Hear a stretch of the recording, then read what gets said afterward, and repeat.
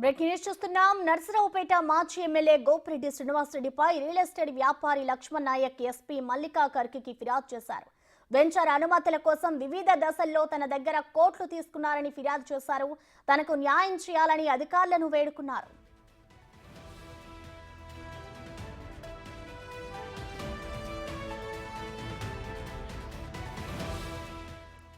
నర్సరావుపేట మండలం కాకాని వద్ద తన వెంచర్ రహదారి కోసం నాటి ఎమ్మెల్యే గోపిరెడ్డి ఒకసారి అరకోటి వసూలు చేశారని ఆరోపించారు. మధ్యవర్తి శివరామకృష్ణకి 30 లక్షలు, మాజీ ఎమ్మెల్యే గోపిరెడ్డి శ్రీనివాసరెడ్డికి ఆయన ఇంట్లో మరో 20 లక్షలు ఇచ్చారన్నారు. వెంచర్ అనుమతుల కోసం వివిధ దశల్లో వైసీపీ నేత ఇప్పల ధనారెడ్డి తన దగ్గర మొత్తం 2.5 కోట్లు తీసుకున్నారన్నారు. రహదారి వెయ్యండి లేదంటే డబ్బులు ఇవ్వండి అని అడిగితే తనను చంపేస్తామని బెదిరిస్తున్నారని ఆవేదన వ్యక్తం చేశారు.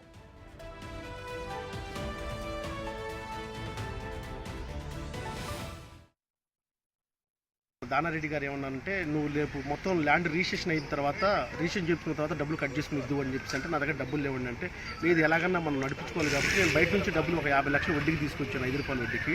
ఆ 50 లక్షలు దాంట్లో వచ్చేసి దానారెడ్డి గారికి ఎవరికి ఇవ్వాలని చెప్పేసి నేను అడగగా జెండా శివరామకృష్ణకి 30 లక్షలు ఇవ్వమన్నారు.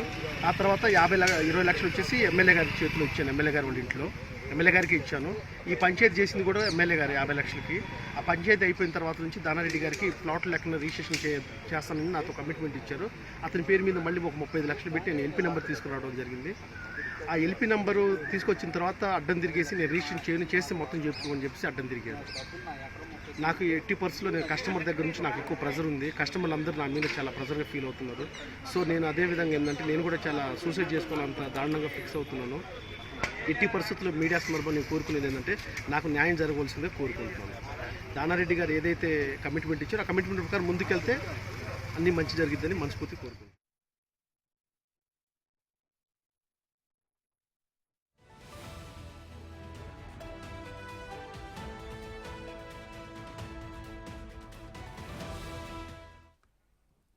దీనికి సంబంధించిన కంప్లీట్ డీటెయిల్స్ మా ప్రతినిధి సాయి శంకర్ అందిస్తారు. సాయి శంకర్, చెప్పండి, మాజీ ఎమ్మెల్యే శ్రీనివాసరెడ్డిపై అయితే పోలీస్ స్టేషన్లో కంప్లైంట్ చేశారు. అసలు దీనికి సంబంధించిన డీటెయిల్స్ ఏ విధంగా ఉన్నాయి? పూర్తి వివరాలు ఏంటి సాయి శంకర్?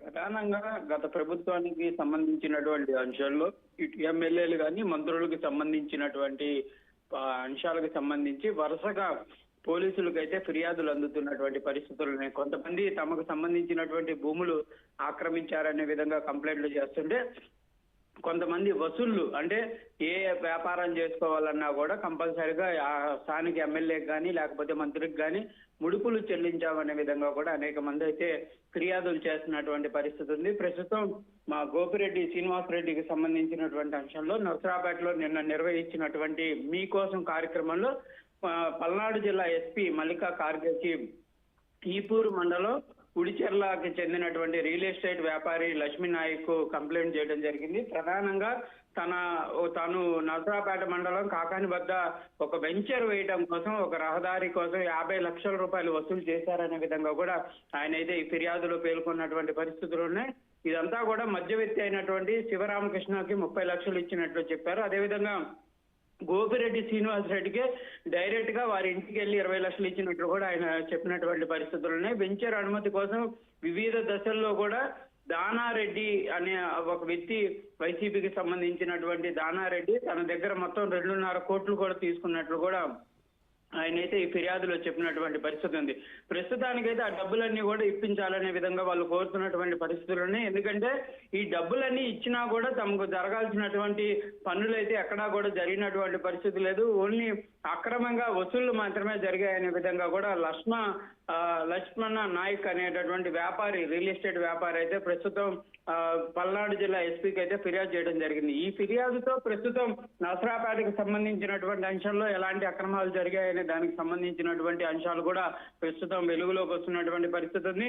నిన్నటి వరకు చూస్తే చిలకలూరుపేటకు సంబంధించి మాజీ మంత్రి విడుదల రజనీ మీద అనేక ఆరోపణలు వస్తున్నటువంటి పరిస్థితి నేపథ్యంలో ప్రస్తుతం గోపిరెడ్డి శ్రీనివాసరెడ్డి పైన ఇప్పుడు ప్రస్తుతం కేసు అయితే నమోదయ్యే అవకాశాలు కనిపిస్తున్నాయి. దాంతో పాటు గత 2 రోజుల క్రితం సత్తెనపల్లి మాజీ మంత్రి అయినటువంటి అంబటి రాంబాబు పైన అదే పార్టీలో పనిచేసినటువంటి నేత కూడా ఫిర్యాదులు చేయడం, ఇవన్నీ కూడా వరుసగా పల్నాడు జిల్లాకు సంబంధించినటువంటి ఎమ్మెల్యేలు అక్కడ ఉన్నటువంటి స్థానికంగా ఉన్నటువంటి వ్యాపారులను ఏ విధంగా దోచుకున్నారనడానికి నిదర్శనంగా ఇవన్నీ కూడా కనిపిస్తున్నాయి. మరి నర్సరావుపేటకు సంబంధించి గోపిరెడ్డి ఫిర్యాదు పైన పోలీసులు ఏ విధంగా ముందుకు వెళ్తారనేది చూడాల్సినటువంటి పరిస్థితులు ఉన్నాయి. ప్రస్తుతం అయితే బాధితులు అయితే క్లియర్ గా చెప్తున్నారు, తమ దగ్గర తీసుకున్నటువంటి ప్రతి రూపాయికి కూడా పూర్తిగా ప్రూఫ్స్ అయితే ఉన్నటువంటి పరిస్థితి నేపథ్యంలో కంపల్సరిగా ఈ మధ్యవర్తులు అదేవిధంగా మాజీ ఎమ్మెల్యే గోపిరెడ్డి శ్రీనివాసరావు పైన కూడా చర్యలు తీసుకోవాలనే విధంగా కూడా వాళ్ళు కోరుతున్నారు. దాంతోపాటు తమ దగ్గర తీసుకున్నటువంటి డబ్బులను తిరిగి